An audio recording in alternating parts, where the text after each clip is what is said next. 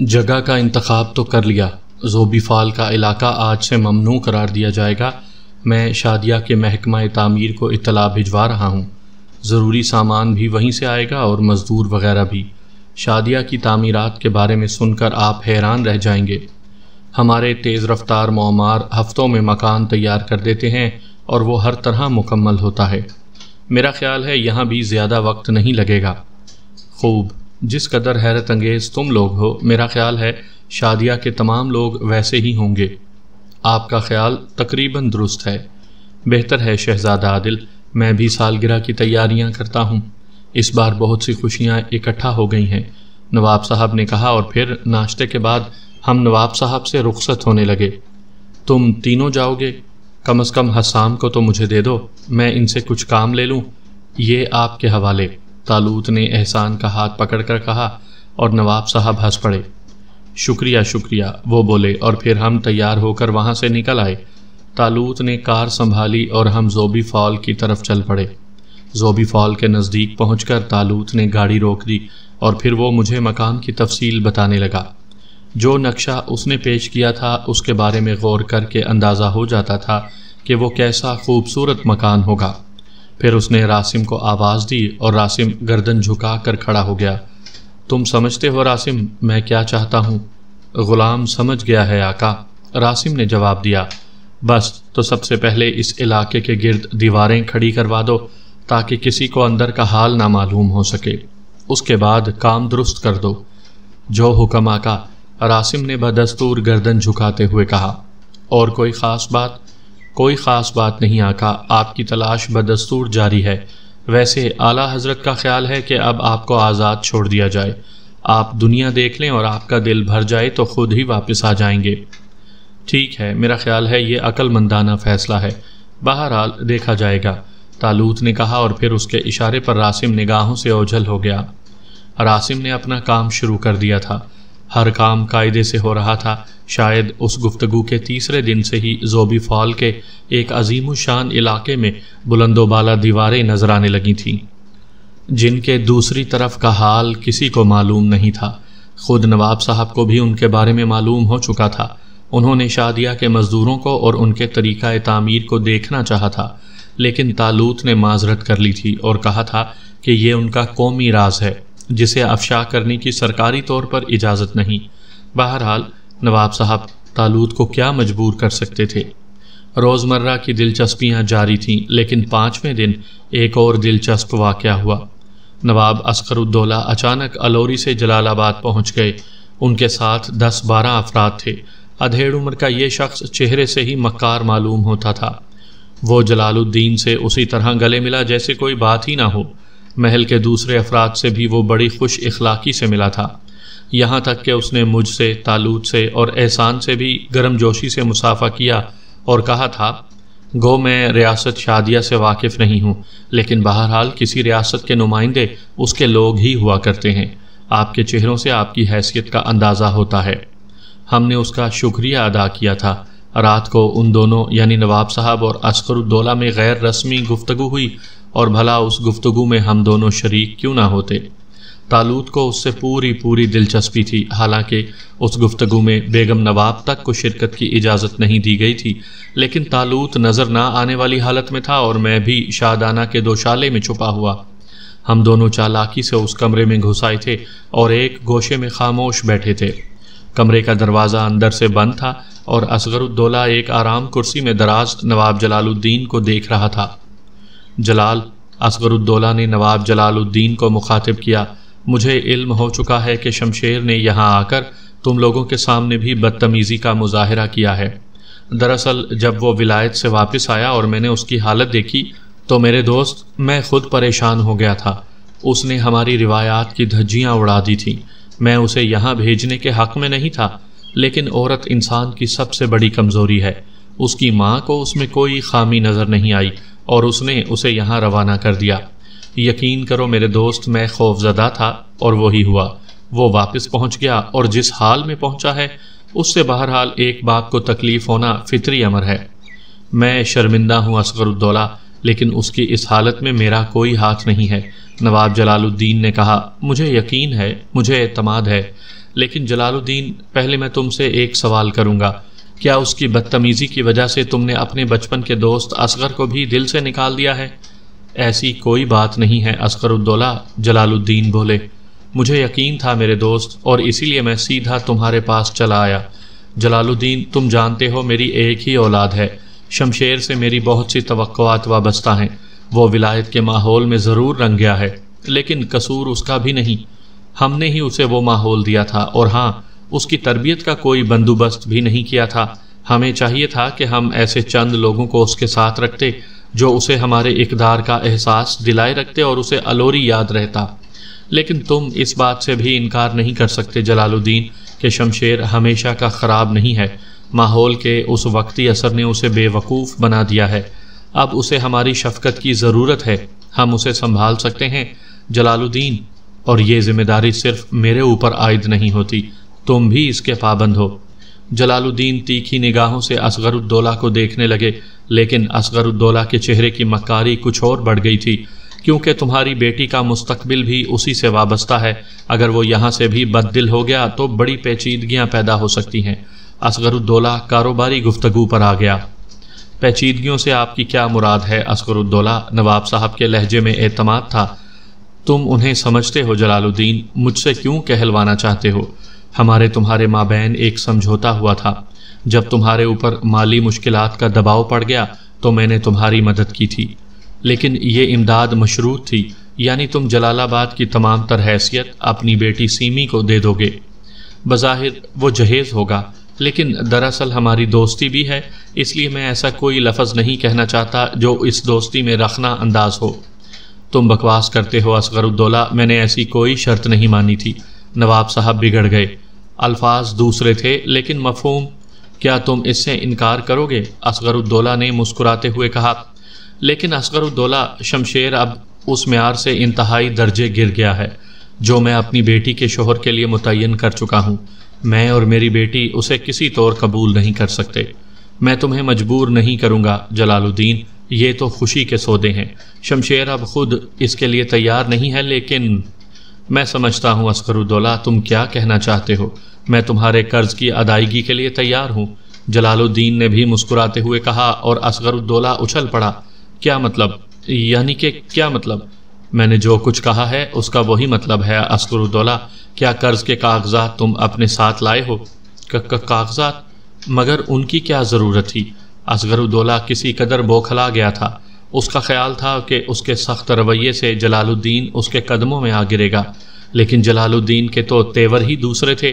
رہی کاغذات کی بات تو ناممکن تھا کہ اصغر الدولہ جیسے چھچورے آدمی نے بغیر کاغذات کا جائزہ لیے یہاں آنے کی کوشش کی ہو، اور اسے معلوم ہو چکا تھا کہ کاغذات اب اس کے قبضے میں نہیں ہیں۔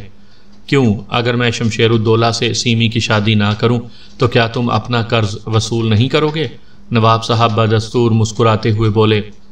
قرض ایک الگ حیثیت رکھتا ہے جلال الدین، ہماری دوستی بھی تو ہے۔ سوچ لو اصغر الدولہ، کیا کہہ رہے ہو؟ پہلی بات درست تھی یا اب جو کہہ رہے ہو وہ درست ہے؟ ابھی چند منٹ قبل ہی تم شرط کا تذکرہ کر چکے ہو، اور اصغر الدولہ کے پسینے چھوٹ گئے۔ وہ ہونکوں کی طرح جلال الدین کی شکل دیکھ رہا تھا، لیکن پھر وہ جلد ہی سنبھل گیا اور نئے پینترے بدلنے لگا۔ اس نے ایک گہری سانس لے کر کہا، تم میری ایک بات کا جواب دو جلال الدین، خوب سوچ سمجھ کر۔ میں حاضر ہوں اصغر الدولہ۔ کیا تم کسی بھی حیثیت میں شمشیر کو داماد نہیں بنا سکتے؟ اس چھچورے اور ذلیل لڑکے کو اب جلال آباد میں قدم رکھنے کی اجازت بھی نہیں دے سکتا، آپ داماد بنانے کی بات کر رہے ہو؟ اس کے انجام سے واقف ہو؟ اصغر الدولہ نے کہا۔ واقف ہونا چاہتا ہوں، جلال الدین زہریلے لہجے میں بولے۔ میں تم سے اپنی رقم کا مطالبہ کروں گا اور اس کا تخمینہ 9 کروڑ تک پہنچتا ہے۔ مجھے علم ہے، کیا تم ادا کر سکو گے؟ تم مطالبہ کرو، اس کے بعد سوچوں گا، جلال الدین نے کہا۔ کیا مطلب؟ اصغر الدولہ کے اعصاب پھر جواب دینے لگے۔ میں یہی معلوم کرنا چاہتا ہوں اصغر الدولہ، کیا تم قرض کے کاغذات ساتھ لائے ہو؟ اگر لائے ہو تو حساب کرو اور اپنی رقم لے لو۔ شمشیر کا سلسلہ ہمیشہ کے لیے ختم ہو گیا ہے، اب ایسی کوئی بات نہیں ہوگی۔ اگر کاغذات نہیں لائے ہو تو منگوا لو یا وہاں جا کر بھیج دو۔ اصغر الدولہ کا سانس پھول رہا تھا، اس کی حالت بگڑ گئی تھی۔ پھر اس نے ڈوبی ہوئی آواز میں کہا، جلال الدین، کاغذات کہیں گم ہو گئے ہیں، وہ اب میرے پاس نہیں رہے ہیں۔ کاغذات کی غیر موجودگی میں تمہارا قرض کیسے ادا کر سکتا ہوں اصغر الدولہ؟ نواب جلال الدین بولے۔ میں برباد ہو جاؤں گا جلال الدین، میں خودکشی کر لوں گا۔ خود الوری کی مالی حالت زیادہ درست نہیں ہے، میں نے جلال آباد کے بھروسے پر بہت سے قرضے لے رکھے ہیں، الوری بک جائے گا، اصغر الدولہ نے کانپتے ہوئے کہا۔ ایسی صورت میں تم میری دوستی آزما سکتے ہو اصغر الدولہ۔ شمشیر اگر فطرتاً ٹھیک ہوتا تو میں خوشی سے سیمی کو اس کے حوالے کر دیتا، لیکن وہ راستے سے بھٹک چکا ہے۔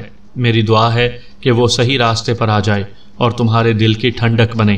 رہی اس قرض کی بات جو میں نے تم سے لے لیا ہے، تو کاغذات کی غیر موجودگی میں بھی اسے ادا کرنے کو تیار ہوں، تم اسے لے کر جا سکتے ہو۔ اصغر الدولہ نے گردن جھکا دی، اب اس کے پاس کہنے کے لیے کچھ نہیں رہ گیا تھا، اور دوسرے دن صبح ناشتے کے بعد اصغر الدولہ روانہ ہو گیا۔ نوٹوں سے بھرے ہوئے باکس وہ اپنے ساتھ لے گیا تھا، اور اس طرح یہ مسئلہ بھی حل ہو گیا تھا۔ نواب جلال الدین گویا پھر سے جوان ہو گئے تھے، ان کے چہرے کی چند جھریاں بالکل غائب ہو گئی تھیں، یہاں تک کہ وہ دن آ گیا جب سیمی کی سالگرہ تھی۔ سالگرہ کا اہتمام شاندار کیا گیا تھا، پورے محل کو دلہن کی طرح سجا دیا گیا تھا، پورا جلال آباد مدعو تھا۔ ہم لوگ بھی اچھی طرح سے سجے بنے ہوئے تھے۔ سالگرہ کی تقریبات شروع ہو گئی تھیں اور انتہائی شاندار پیمانے پر انجام پا گئیں۔ شہر بھر کی دعوت کا بندوبست کیا گیا تھا، یہاں تک کہ عام مہمان رخصت ہو گئے۔ چند مخصوص دوستوں کو نواب جلال الدین نے روک لیا تھا، ان کی بیگمات بھی موجود تھیں۔ تب جلال الدین نے کھڑے ہو کر کہا، معزز دوستو، اس تقریب سعید میں ایک اور اہم تقریب کا اضافہ کیا گیا ہے۔ گو یہ تقریب بے حد اہم ہے، لیکن اس کا انتظام نہایت سادگی سے کیا گیا ہے۔ شہزادہ سائم، شہزادہ عادل سے آپ لوگ تو واقف ہیں، یہ ان کے دوست احسان ہیں۔ ان دونوں شہزادگان کی درخواست پر میں نے احسان میاں کے ساتھ سیمی کا رشتہ منظور کر لیا ہے، چنانچہ میری طرف سے احسان میاں کو منگنی کی انگوٹھی پہنائی جائے گی۔ نصرت، منگنی کی رسم ادا کرو، نواب صاحب نے کہا، اور میں نے چونک کر تالوت کی طرف دیکھا۔ میں نے پہلے ہی کہہ دیا تھا، تالوت آہستہ سے بولا، لیکن فکر مت کرو، انگوٹھی میری جیب میں موجود ہے، تالوت نے جواب دیا۔ نصرت نے احسان کو انگوٹھی پہنا دی۔ سیمی کا چہرہ گلنار ہو گیا تھا اور احسان کا سانس بھی پھولا ہوا تھا۔ مہمانوں کی جانب سے مبارکباد کی آوازیں ابھری۔ تب نواب صاحب پھر بولے، اور یہ دوسری انگوٹھی خود شہزادہ عادل احسان میاں کی طرف سے اپنے ہونے والی بھاوج کو پہنائیں گے۔ نواب صاحب نے دوسری انگوٹھی سونے کی تشتری میں رکھ کر تالوت کو پیش کی، اور تالوت اپنی جگہ سے اٹھ گیا۔ اس نے پہلے نواب صاحب کی دی ہوئی انگوٹھی سیمی کو پہنائی، پھر اپنی جیب سے ایک عجیب و غریب پتھر کی انگوٹھی نکال کر اسے بھی سیمی کی انگلی میں ڈال دیا۔ اس پتھر سے 7 رنگ شعائیں خارج ہو رہی تھی، اور عجیب کیفیت تھی اس روشنی کی، اسے دیکھ کر ذہن سونے لگتا تھا۔ نواب صاحب نے جھک کر اس دوسری انگوٹھی کو دیکھا اور پھر خشک ہونٹوں پر زبان پھیر کر رہ گئے۔ بہرحال منگنی کی رسم بھی انجام پا گئی اور مہمان رخصت ہونے لگے۔ عادل، میں اور احسان نواب صاحب کے ساتھ مل کر مہمانوں کو رخصت کر رہے تھے۔ آخر میں صرف گھر کے لوگ رہ گئے۔ نواب صاحب نے میرے اور عادل کے کندھوں پر ہاتھ رکھا اور ایک طرف لے گئے۔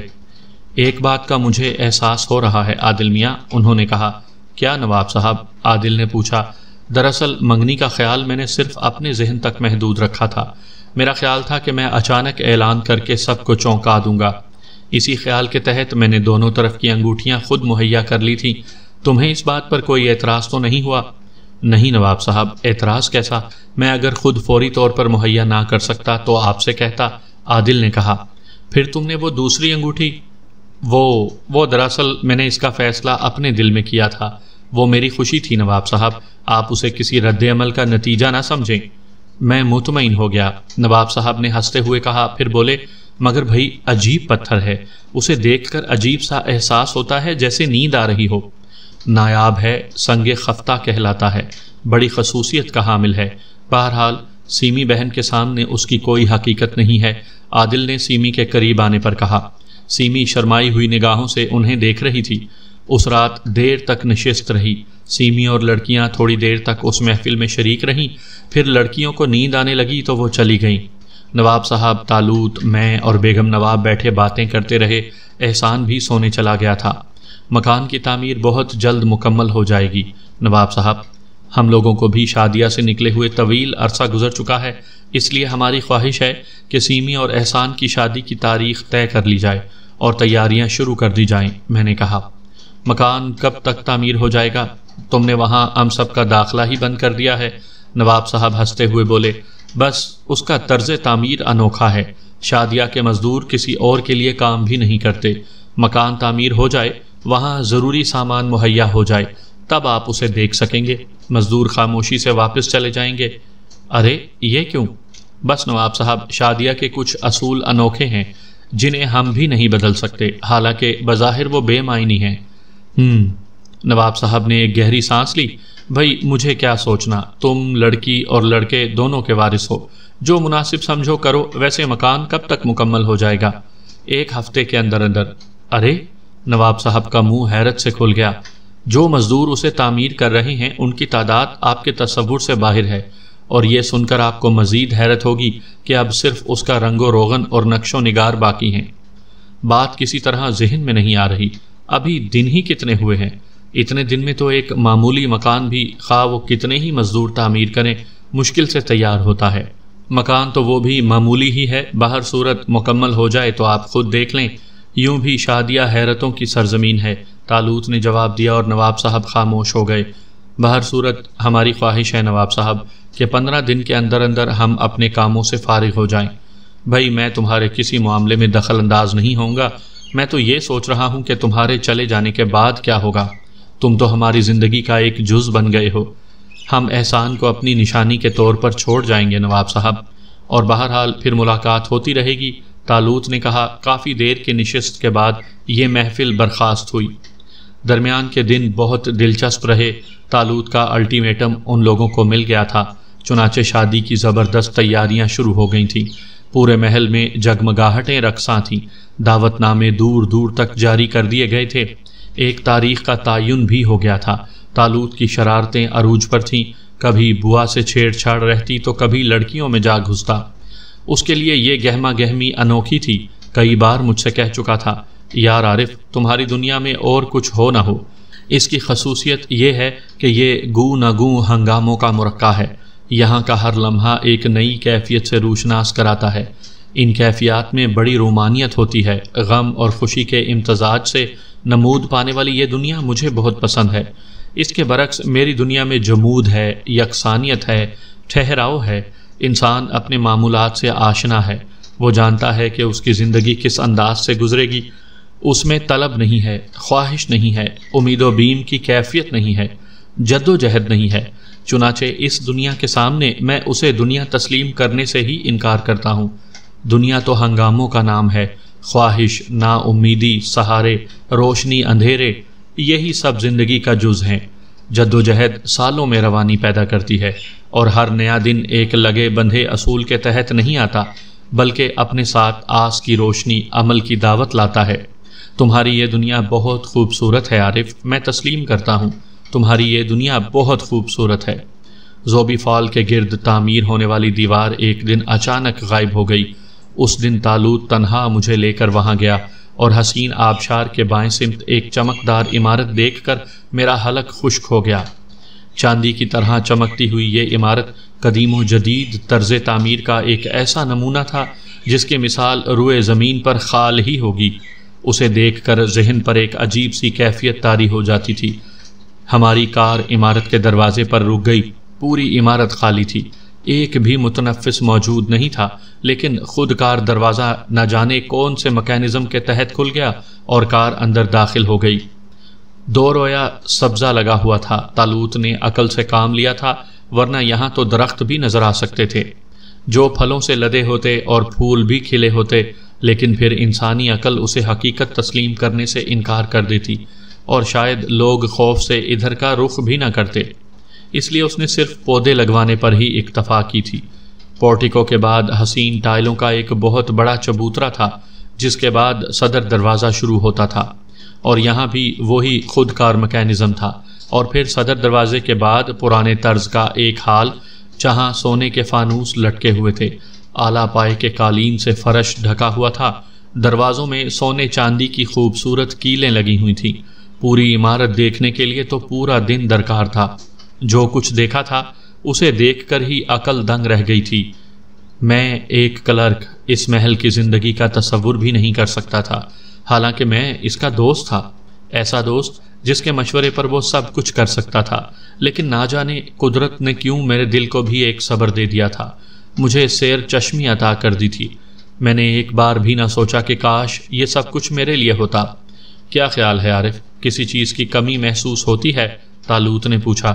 نہیں، میں نے گھٹی ہوئی آواز میں کہا، میرا خیال ہے اسے کچھ دولت بھی دے دیں گے تاکہ وہ پرسکون زندگی گزار سکے۔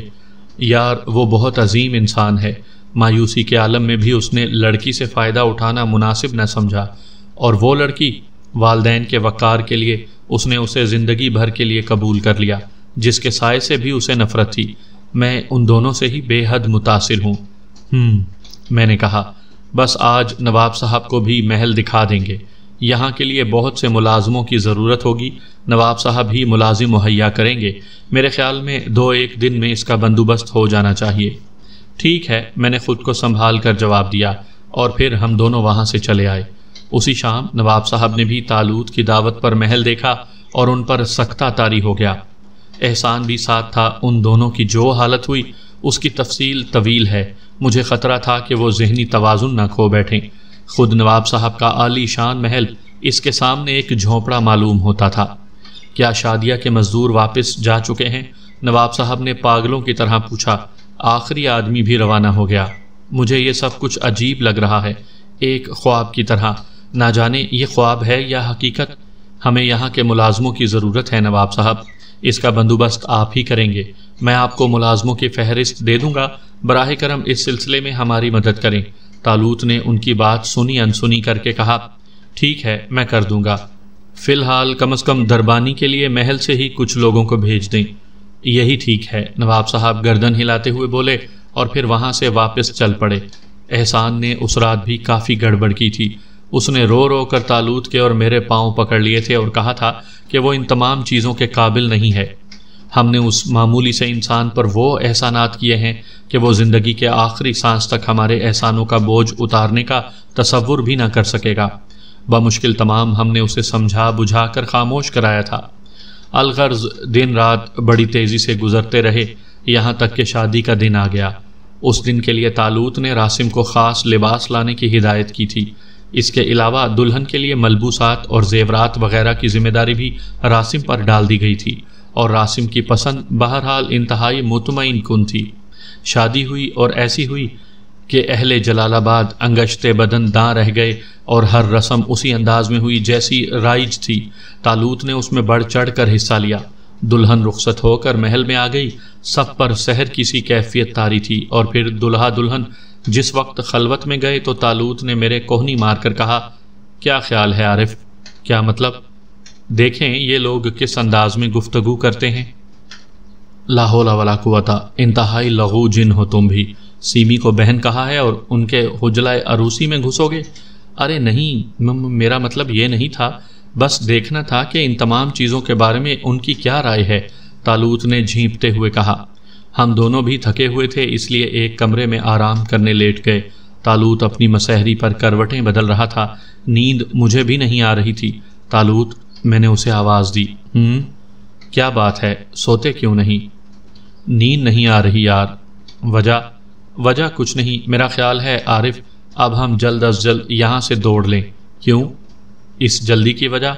بس یار یہاں اپنا کوئی کام نہیں بن سکتا ہے، روحی اور نصرت بھی تو باقی ہیں یار، وہ شریف لڑکیاں ہیں، انہیں جانے دو، اور پھر یہاں اچھی خاصی مثال قائم کی ہے، کوئی گڑبڑ نہ ہو تو بہتر ہے، طالوت نے کہا۔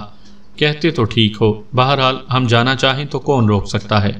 ہاں، کوئی بھی نہیں روک سکتا، لیکن ان لوگوں سے باقاعدہ اجازت لے کر نہیں چلیں گے؟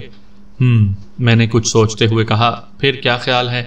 مجھ سے بہتر تم ہی سوچ سکتے ہو، طالوت نے ایک طویل سانس لیتے ہوئے کہا، اور میں در حقیقت کسی سوچ میں گم ہو گیا۔ طالوت ٹھیک ہی کہہ رہا تھا، اگر اعلان کر کے یہاں سے جایا جائے تو بڑی لے دے ہوگی، اچانک اور خاموشی سے نکل جانا بہتر ہوگا۔ ایک بات بتاؤ، میں نے اچانک پوچھا۔ کیا؟ چلنا کب ہے؟ میرا خیال ہے 2-3 روز تو رکنا ہی پڑے گا۔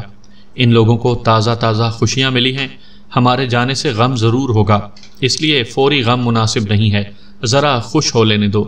آہستہ آہستہ ان کے کانوں میں جانے کی بات بھی ڈالیں گے اور پھر خاموشی سے غائب ہو جائیں گے۔ ہاں، میں تم سے متفق ہوں، لیکن جاتے وقت انہیں اپنے بارے میں کچھ بتانا ہے، مناسب ہی ہوگا، ورنہ شادیاں تلاش کریں گے اور اپنا وقت ضائع کریں گے۔ ٹھیک ہے، پھر میں ایک لایا عمل مقرر کر لوں گا، میں نے کہا، اور طالوت ایک ٹھنڈی سانس لے کر خاموش ہو گیا۔ دوسرے دن ناشتے پر نواب صاحب، بیگم نواب اور محل کے دوسرے لوگ مدعو تھے۔ سیمی اور احسان کے چہروں کی دمک محبت کی کہانیاں سنا رہی تھی، دونوں بہت خوش تھے۔ نواب صاحب ہمارے نزدیک بیٹھے ہوئے تھے، وہ بھی بہت خوش نظر آ رہے تھے۔ ناشتے کے بعد نواب صاحب ہمارے ساتھ محل کے دوسرے حصے میں چل پڑے، وہ بھی اب اس حسین محل کی تعریف کر رہے تھے۔ اب ہمیں کب اجازت ملے گی نواب صاحب؟ میں نے کہا، اور نواب صاحب چونک کر رک گئے۔ کچھ اور نہیں ٹھہریں گے سائم میاں؟ نواب صاحب گلوگیر لہجے میں بولے۔ آپ جانتے ہیں نواب صاحب، طویل عرصہ گزر چکا ہے، خوشیاں ماند پڑ جائیں گی تمہارے جانے سے، زندگی میں ایک خلا ہو جائے گا۔ جانا تو ہے نواب صاحب؟ ہاں، جانا تو ہے، نواب صاحب نے ایک ٹھنڈی سانس لے کر کہا۔ بہرحال چند روز اور، بہت دن سے ریس کا پروگرام نہیں بنا ہے نواب صاحب۔ اوہ، میں تمہیں بتانا بھول گیا، تیاریاں ہو رہی ہیں، آج سے چوتھے روز ریس ہے، سال میں خاص اہمیت رکھتی ہے، مجھے یاد ہی نہیں رہا ان حالات میں، لیکن بہرحال میرے اوپر کوئی ذمہ داری بھی نہیں ہے، ریس کے عملے کے لوگ اپنے انتظامات میں مصروف ہیں۔ چنانچہ یوں بات ٹل گئی۔ احسان اور سیمی بہت خوش تھے، ہمیں دیکھ کر ان کی آنکھوں میں ممنونیت کے آثار ابھر آتے تھے، لیکن ہماری ناراضگی کے خیال سے انہوں نے اس سلسلے میں کچھ کہنا چھوڑ دیا تھا۔ میں نے اور طالوت نے مل کر ایک اور پروگرام بنا لیا تھا اور اس پر عمل کرنے کے لیے تیار تھے۔ چنانچہ وہ دن آ گیا جس کے دوسرے دن ریس تھی۔ اس روز ہمارے دلوں کی بھی کچھ عجیب کیفیت تھی، در حقیقت یہاں کے پرمحبت ماحول سے کچھ انسیت ہو گئی تھی، لیکن ظاہر ہے زندگی یہاں محدود تو نہیں کی جا سکتی تھی، ابھی تو ایک عظیم دنیا پڑی تھی جس میں نہ جانے کیا کیا تھا۔ دوپہر کے کھانے پر سب لوگ موجود تھے، اسی وقت میں نے پروگرام کے مطابق اعلان کیا، حضرات، سیمی اور احسان کو یہ شادی مبارک ہو، نواب صاحب اور بیگم نواب کو اپنے بچوں کی پرمسرت زندگی کی مبارکباد۔ کل ریس ہے، اس کے بعد ہم لوگوں کی روانگی ضروری ہے، ہمارے بھی بہت سے کام الجھے پڑے ہوں گے، اس لیے اب ہم اجازت طلب کریں گے۔ لوگ کھانے سے فارغ ہو چکے تھے، ورنہ اس اعلان کے بعد شاید کسی سے کھانا نہ کھایا جاتا۔ سیمی مجھے دیکھتی رہ گئی تھی، روحی اور نصرت کے چہرے بھی اتر گئے تھے، احسان کا چہرہ فک ہو گیا تھا، اور نواب صاحب اور بیگم نواب بھی حیران رہ گئے تھے۔ ابھی میرا مطلب ہے، نواب صاحب بوکھلا گئے، ابھی تو نہیں، بہرحال آپ لوگوں کی اجازت ضروری ہے، میں نے مسکراتے ہوئے کہا۔ بہرحال وہی الجھنیں پیش آئیں جو متوقع تھیں، بمشکل تمام ماحول کی اداسی دور ہو سکی، لیکن احسان اور سیمی نے تھوڑی دیر کے بعد ہی ہمیں آ لیا۔ عادل بھائی، خدا کے لیے ابھی ایسا کوئی دکھ نہ دیں، ہمارا دل تو بھر جانے دیں، سیمی نے کہا۔ ارے میں نے اپنا بھائی تمہیں دے دیا سیمی، اور کیا چاہیے، طالوت نے آنکھیں نکال کر کہا، اور احسان رو پڑا۔ میں آپ کے بغیر نہ رہ سکوں گا عادل اور سائم بھائی، مجھے ابھی آپ کے سہارے کی ضرورت ہے۔ ہائے ہائے سیمی، اسے سمجھاؤ، یہ کیا لڑکیوں کی طرح رونے لگتا ہے؟ لیکن سیمی خود رو رہی تھی، اور اس دن کے ماحول سے ہمیں اندازہ ہو گیا تھا کہ یہاں سے باقاعدہ رخصت ہونا ناممکن ہے، لیکن دوسرے دن کے لیے پروگرام مکمل تھا۔ رات کو راسم نے 2 مخصوص گھوڑوں کا انتظام کر لیا تھا۔ اسی رات میں نے نواب صاحب کے نام ایک خط لکھا جس کی تحریر یوں تھی: محترم نواب صاحب، ہماری روانگی آپ کے لیے حیران کن ضرور ہوگی، لیکن باقاعدہ رخصت ہونا ہمارے بس کی بات نہیں تھی، ہم جا رہے ہیں۔ یہ سن کر شاید آپ کو دکھ ہو کہ ریاست شادیہ کا روئے زمین پر کوئی وجود نہیں ہے، ہم کیا ہیں اسے صیغۂ راز میں ہی رہنا چاہیے، آپ دنیا کے ایک ایک گوشے کو چھان ماریں گے، تب بھی آپ کو ہمارا سراغ نہ لگے گا، لیکن اس سے یہ نتیجہ بھی نہ اخذ کر لیں کہ ہم فرشتے تھے، ہم اسی جہاں کے گنہگار ہیں۔ آپ جیسے پرمحبت لوگوں کے خلوص کے عوض ہم نے جو کچھ کیا وہ آپ کی محبت کا بدل نہیں ہے، خلوص و محبت کی قیمت تو سارے جہان کے خزانے بھی نہیں ہیں، چنانچہ یہ بات بھول جائیں کہ ہم نے آپ کو کچھ دیا۔ احسان ایک نیک انسان ہے، اس کا خیال رکھیں، سیمی ایک پیاری بہن ہے، اس کی محبت کے سامنے سب کچھ ہیچ ہے، روحی اور نصرت کو آداب کہہ دیں اور بتا دیں کہ ہم کسی قابل نہیں تھے، بیگم صاحبہ ماں کی حیثیت رکھتی ہیں، انہیں بھی تسلی دے دیں، آداب۔ آپ کے خادم سائم و عادل۔ طالوت نے یہ خط سن کر گردن ہلا دی تھی، ویسے وہ بھی کسی قدر مغموم تھا۔ میں نے خط بند کر کے ایک لفافے میں رکھ دیا اور پھر ہم سو گئے۔ دوسرے دن ریس کی تیاریاں تھیں۔ نواب صاحب استبل کی نگرانی کر رہے تھے۔ ہمارے نئے گھوڑوں کو دیکھ کر وہ چونک پڑے۔ بہرحال میں نے انہیں بتایا کہ یہ گھوڑے بھی ریس میں دوڑیں گے اور میں اور عادل ان پر سواری کریں گے۔ نواب صاحب پسندیدگی کی نگاہوں سے گھوڑوں کو دیکھ رہے تھے۔ دن کو 10 بجے میں نے بوا کو بلایا اور لفافہ انہیں دیتے ہوئے کہا، بوا، ممکن ہے ہمیں واپسی پر یاد نہ رہے، یہ لفافہ شام کو تم نواب صاحب کو دے دینا۔ اور معصوم بوا نے گردن ہلا کر لفافہ رکھ لیا۔ ریس کورس میں جلال آباد کی پوری خلقت سمٹ آئی تھی۔ احسان اور سیمی بھی تھے، نواب صاحب اور دوسرے لوگ بھی۔ ہم دونوں پوری طرح تیار تھے۔ 3 ریسیں ہو گئیں۔ گھوڑے اول، دوم اور سوم آتے رہے۔ چوتھی ریس پر ہمارے گھوڑے شامل تھے۔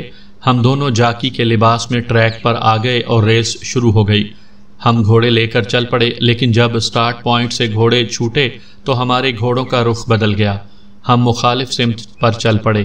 نواب صاحب اور دوسرے لوگ دوربین سے ہمارے گھوڑوں کو دیکھ رہے تھے، لیکن اب ہم انہیں بھول چکے تھے۔ ہمارے طوفانی گھوڑے جلال آباد سے باہر جانے والے راستے پر دوڑ رہے تھے اور ہمارے ذہن ساکت تھے۔